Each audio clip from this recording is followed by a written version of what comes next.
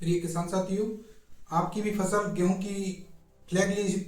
Stage पर आ चुकी है और अब बाली निकलने वाली स्थिति में है। तो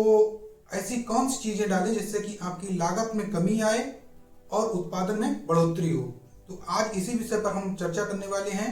जैसा कि आप जानते हैं कि हम कृषि विभाग में कार्यरत हैं और अपने जो प्रयोग करते हैं हम लोग उसमें आपको भी बताने का मैं प्रयास करता हूं कि आप अपनी कम लागत में अपनी बढ़ोतरी खेत की फसल की पैदावार कैसे कर सकते हैं। तो आज इसी विषय पर चर्चा करने वाले हैं। नमस्कार किसान साथियों, मैं सूरज गंगवार आपका स्वागत करता हूं अपने YouTube channel agri knowledge and social work पर। किसान साथियों, इस यूट्यूब चैनल के माध्यम से आप लोगों को एग्रीकल्चर में जो स्कीमें चलती हैं उनके बारे में, या खेती में जो समस्याएं आती हैं, या अब आने वाली समस्या को कैसे निदान पा सकते हैं, उसके लिए हम इस पर वीडियो बना के डालते रहते हैं। इसलिए चैनल को सब्सक्राइब जरूर कर लीजिएगा। किसान साथियों, हम चर्चा करने वाले हैं कि फ्लैग लीफ स्टेज पे हमारी गेहूं की फसल आ चुकी है, अर्थात फर्टिलाइजेशन स्टेज में हमारी फसल है और उसमें कैसे पैदावार हम बढ़ा सकते हैं, कौन कौन सी चीजें इस वक्त हमें डालने की आवश्यकता है। तो किसान साथियों, सबसे पहली बात का हमें ध्यान रखना है कि गेहूं की फसल में इस वक्त हमारे फसल में नमी की मात्रा खेत में कमी नहीं होनी चाहिए, जिससे कि जो फर्टिलाइजेशन की स्टेज है उसमें आसानी से फर्टिलाइजेशन हो और हमारे दाने का साइज बड़ा हो, बाली लंबी हो। इस तरह से दूसरी चीज का हमें ध्यान रखना है, हमें कोई भी खाद जैसे कि यूरिया, एमओपी, डीएपी या कोई भी खाद हमें छिटकवा विधि से नहीं देनी है, क्योंकि हमारा पौधा अब बहुत ही बड़ा हो चुका है और वो जड़ तक हमारी जो खाद हम देंगे वो नहीं पहुंच पाएगी इस स्थिति में, जिससे कि जो है हमारा पौधा उस खाद को ग्रहण नहीं कर पाएगा। अब करना क्या है,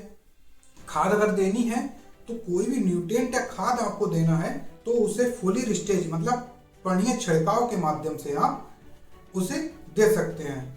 जैसे कि इस स्टेज पे जो होता है बोरेक्स और जिंक की अगर यदि आपको कमी दिख रही है तो बोरेक्स हमारा ऐसा तत्व है जो फर्टिलाइजेशन में बहुत ही अहम रोल निभाता है,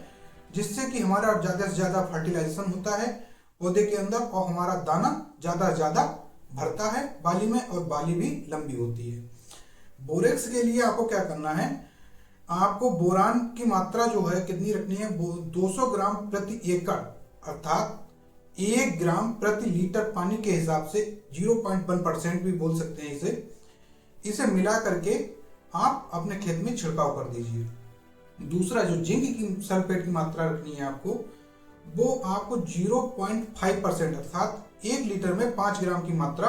आपको रखनी है और प्रति एकड़ लगभग 200 लीटर पानी लगता है, उसके हिसाब से आपको छिड़काव करना है। तीसरी चीज जो लेनी है आपको, एनपीके अगर आप देना चाहते हैं तो 0.5234 की जो मात्रा है 20 ग्राम प्रति लीटर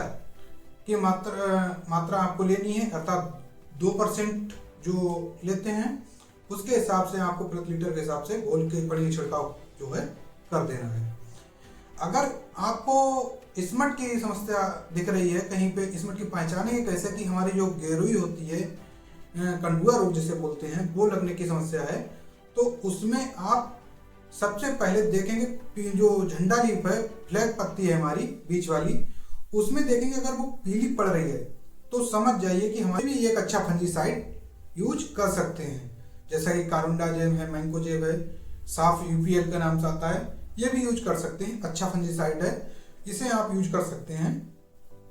ये ऐसे तो हैं जो आपकी पैदावार बढ़ाने में मदद करेंगे और आपकी लागत को, जो आप खादें देना चाहते हैं अलग से, वो खादें ना दे करके आपकी लागत कम करके आप अपनी पैदावार बढ़ा सकते हैं। तो इस तरह की वीडियो हमारे चैनल पे देखने के लिए हमारे चैनल को सब्सक्राइब जरूर कर लें और लोगों तक पहुंचाने तक शेयर जरूर कर दें, जिससे कि लोगों को इस चीज का ज्ञान हो कि अपनी फसल में समय समय पर क्या डालना है और क्या नहीं डालना है, जिससे कि अपनी लागत को कम कर सकें। मिलते हैं अगली वीडियो में, तब तक के लिए जय हिंद, जय भारत।